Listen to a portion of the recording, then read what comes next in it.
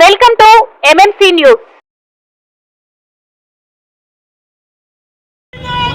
జై జై బాబు మజా జై జై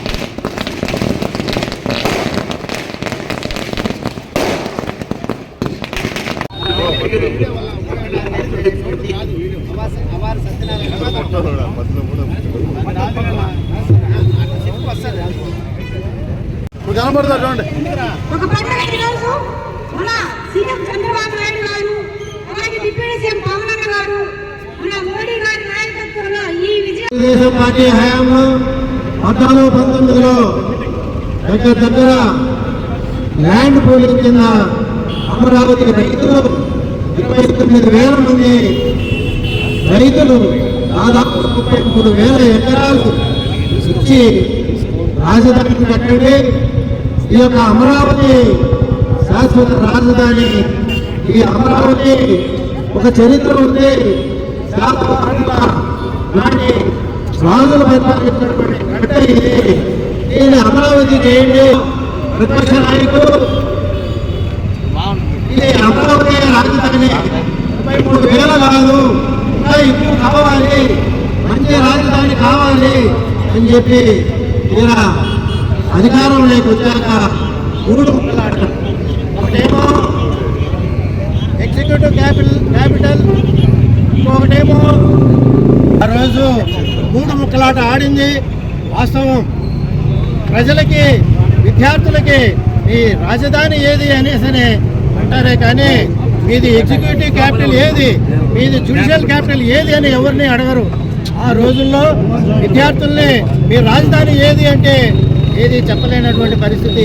ప్రజలు కూడా, ఆంధ్రప్రదేశ్లో ఉన్నటువంటి ప్రజలు కూడా మీ రాజధాని ఏది అంటే మా రాజధాని ఏదో తెలియనటువంటి పరిస్థితుల్లో అప్పట్లో మన జగన్మోహన్ రెడ్డి గారు పరిపాలన సాగించి అరాచక పాలన, రౌడీ రాజ్యంలో మన యొక్క ప్రజలందరూ కూడా అశాంతితో ఉన్నటువంటి పరిస్థితి. దానికి భిన్నంగా ఈరోజు మన చంద్రబాబు నాయుడు గారిని ఒక విజనరీ నాయకుడు, ఈయన వలన అమరావతి సాధ్యమవుతుంది అనేటువంటి నమ్మకంతో చంద్రబాబు నాయుడిని ప్రభుత్వంలోకి తీసుకురావడం జరిగింది. మరి ఈరోజు అదే ప్రజలు ఏదైతే నమ్మి ఓట్లు వేశారో, ఏ విద్యార్థులైతే మీ రాజధాని ఏదని చెప్పుకోలేకపోయారో, ఏ రైతులైతే 33,000 ఎకరాలు ఇచ్చి వాళ్ళు కూడా మా రాజధాని అమరావతి అని చెప్పేసి పాదయాత్ర చేసినటువంటి పరిస్థితి. ఆ రోజుల్లో కూడా వాళ్ళనే కాకుండా ఉన్నటువంటి ప్రజలను కూడా కేసులు పెట్టి జైల్లో వేసినటువంటి పరిస్థితి. అంత నిరంకుశ పాలన జరిగినటువంటి పరిస్థితుల్లో ఈరోజు మనకు ఇండియా కూటమిలో ఈ యొక్క అమరావతికి ఒక క్యాపిటల్ సాధించాలి, చట్టబద్ధత చేయాలి అనే ఉద్దేశంతో ఈరోజు ఒకే ఒక్క రోజు అసెంబ్లీ పెట్టి కూటమి నాయకులందరూ కలిసి చట్టబద్ధత కోసం అసెంబ్లీలో బిల్లు పాస్ చేసి దాన్ని మళ్ళీ పార్లమెంటుకు పంపించినటువంటి పరిస్థితి.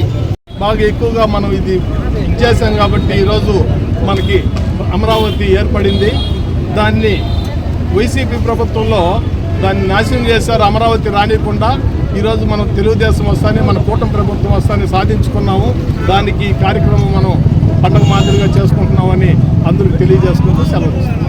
ఎందుకంటే మనకు ఒక శాశ్వత రాజధానిని ఏర్పాటు చేసిన రోజు మన అందరికీ కూడా, అంటే ఒక తెలుగుదేశం, ఒక జనసేన, ఒక బీజేపీకే కాదు, ఆంధ్రప్రదేశ్ నుండి 5 కోట్ల జనాభాకి ఈరోజు ఒక పండగ దినం. ఆ పండగ దినాన్ని మేము గుర్తు చేస్తున్నాం.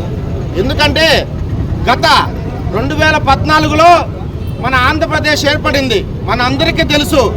ఆ రోజు ముఖ్యమంత్రి అయినటువంటి చంద్రబాబు నాయుడు గారు అమరావతిని రాజధానిగా డిక్లేర్ చేస్తే 5 సంవత్సరాలు పరిపాలన చేస్తే మళ్ళా మన సైకో ముఖ్యమంత్రి జగన్మోహన్ రెడ్డి గారు ముఖ్యమంత్రి అయి 3 ముక్కలాట ఆడాడు.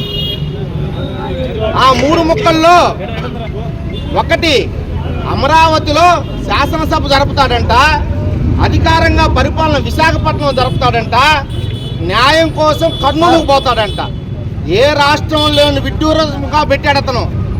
స్పెషల్ బెంచ్లు పెట్టుకోవచ్చు, లేకపోతే స్పెషల్ అమరావతి కాకుండా ఇంకో చోట శాసనసభ పెట్టుకోవచ్చు, కానీ అధికారం ఒక చోటు నుంచే చేయాలా. అది కూడా తెలియని ఒక వ్యక్తి మన ముఖ్యమంత్రి అయ్యి ఆంధ్రప్రదేశ్ని 12 సంవత్సరాలు వెనకలు తొక్కేశాడు అతను. ఈరోజు అదే బిన్ తుక్లక్ అనే మనం పాఠాల్లో వినుంటాం, రాజధాని మార్చి. అటువంటి తుక్లక్ పరిపాలన మనకు రాకూడదని ఈరోజు చంద్రబాబు నాయుడు ఆంధ్రప్రదేశ్ శాసనసభలో దీన్ని అప్రూవల్ చేసి దీన్ని కూడా సరిపోదు అని ఈరోజు భారతదేశంలోని లోక్సభ మన అందరికీ దైవం లాంటిది అది. ఆ లోక్సభలో బిల్లు పాస్ చేపించి ఈరోజు చట్టబద్ధతం చేశాడు. దాన్ని కూడా మన జగన్మోహన్ అవగాహన చేస్తూ అతనికి అసలు నాలెడ్జే లేదు. మొన్న కూడా మన వైసీపీ నాయకులు మాట్లాడారు, ఎప్పుడు జగన్మోహన్ రెడ్డి గారు అమరావతిని కాదని బయటకు పోయి పరిపాలన చేస్తానన్నాడు అని ఒక నాయకుడు అంటా ఉంటే నాకు సిగ్గేసింది. పాత వీడియోలు చూసుకోమని చెప్పండి వాళ్ళని. ఏదంటే అది నాలెడ్జ్ లేకుండా మాట్లాడొద్దని చెప్పు. వెంకటగిరి ప్రెస్ మీట్లు పెట్టి ఈరోజు జగన్మోహన్ రెడ్డి మాట్లాడిన మాటలకు వైసీపీ నాయకులు ఏ విధమైన సమాధానం చెప్తారు రేపు కావాలి నాకు. ఈరోజు అమిత్ షా, అదేవిధంగా మన ప్రధానమంత్రి అమిత్ షా గారు, ఇంత మేధావులు ఈరోజు మనకు చట్టబద్ధం కలిగిస్తే జగన్మోహన్ రెడ్డి గారు ఒక్క మాట అన్నాడు, మావి గన్. మా అంటే మచిలీపట్నం అంట, పి అంటే విజయవాడ అంట, గన్ అంటే గుంటూరు అంట. మళ్ళీ జగన్ అని దాన్ని కలిసి ఉంటారు, దాన్ని ఒప్పుకోరేమో చంద్రబాబు నాయుడు అంటే. సిగ్గులేక మాట్లాడుతూ ఉంటే దీన్ని ఈరోజు వైసీపీ నాయకులు సమాధానం చెప్పాల్సిన మాట అది. మీరు ఈ రోజుకైనా మీరు ఈ రాజధానికి కట్టుబడి ఉండారా లేదా, లేదా జగన్ మాటలినే మావి గన్కి కట్టుబడి ఉండారా లేదా, రేపు ప్రెస్ మీట్ పెట్టి వైసీపీ నాయకులు చెప్పాల్సిన రోజు ఆవశ్యకతమైందని ఈరోజు నేను వాళ్ళని డిమాండ్ చేస్తున్నా. ఎందుకంటే ఈరోజు మా అధ్యక్షుడు చెప్పినట్టు ఒక జనరల్ నాలెడ్జ్లో క్వశ్చన్ మార్క్గా నిలబడిపోయి ఉంటే దానికి పరిష్కారంగా ఆంధ్రప్రదేశ్ రాజధాని ఏదంటే అమరావతి అని చెప్పే రోజు ఈరోజు ఏర్పడింది. దీన్ని కూడా మీరు సహించలేక, ఓర్చుకోలేక, ఒప్పుకోక మీరు ఏదన్నా వేరే పదాలు దీనికి జోడించి చెప్తే అది కూడా ప్రజలకు తెలియజేయాల్సిన ఆవశ్యకత ఈరోజు జగన్ పార్టీ మీద ఉంది. రేపన్నా దీనికి కట్టుబడరా అనేది మీ యొక్క విజ్ఞతకే వదిలేస్తున్నాం. ఈరోజు ఆంధ్రప్రదేశ్ అంతా చాలా హ్యాపీగా ఉన్నారు, చాలా సంతోషంగా ఉన్నారు. ఎందుకంటే మనకు ఒక రాజధాని ఉంది, మన రాజధాని మనం డెవలప్ అవుతాం. ఆ రాజధాని డెవలప్ చేసే ఏకైక నాయకుడు చంద్రబాబు నాయుడే, పవన్ కళ్యాణే. కానీ ఈరోజు దృఢ విశ్వాసంతో ఆంధ్రప్రదేశ్ నమ్మారు, ప్రజలు నమ్మారు. కాబట్టి 2029లో కూడా ఈ కూటమి ప్రభుత్వమే రావాలా.